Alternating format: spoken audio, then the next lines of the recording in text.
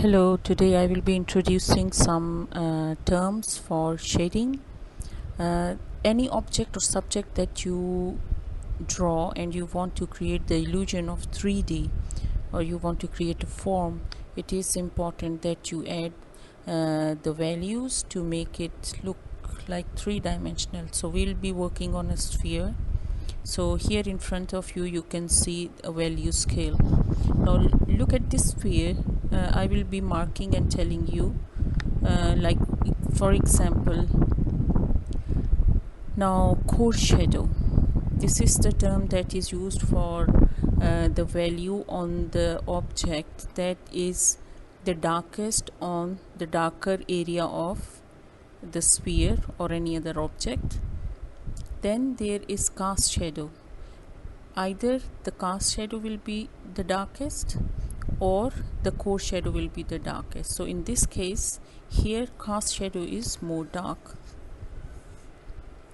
Now you will often notice that in the darker area or darker side of the object or subject there is always a reflection. For example, in this case a white table, the light is reflecting or bouncing back on the sphere, so that will be called reflected highlight, this area here. Now this is the part which is the lightest in the whole object. So the very light area where the light directly falls, it creates highlight. The lightest value on the value scale when it falls, or you have to show on an object, that area will be called the highlight, the lightest area on the object or the subject. Then there are values that are somewhere in between, that are not very dark and not very light. These are called the mid-tones.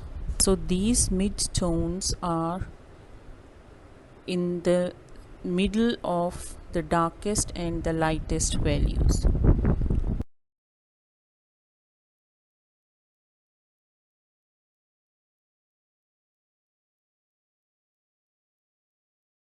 So this is reflected highlight, mid-tones, coarse shadow, highlight, cast shadow. Now here is the value scale. You can even check the values and compare which value falls where. Now the coarse shadow is the fourth value. Then these are the middle tones, as you can see, halfway in the middle.